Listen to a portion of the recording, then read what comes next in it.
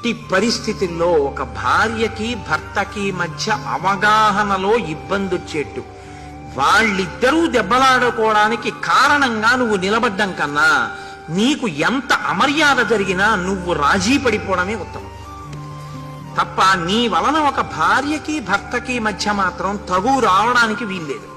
ధర్మం అంటే ధర్మమే.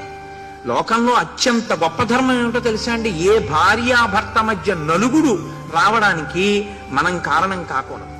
కాబట్టి భార్య దగ్గర భర్తని తక్కువ చేసి కానీ భర్త దగ్గర భార్యని తక్కువ చేసి కానీ ఎన్నడూ మాట్లాడకూడదు.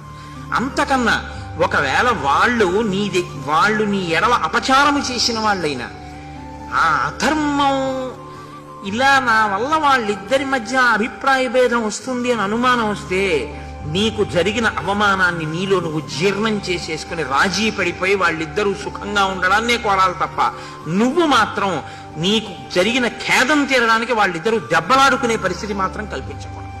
అంతే ధర్మం. రామాయణం అంటే రామాయణమే. నీకు ఆ ధర్మం తెలిస్తే నువ్వు అలాగే ప్రవర్తించాలి.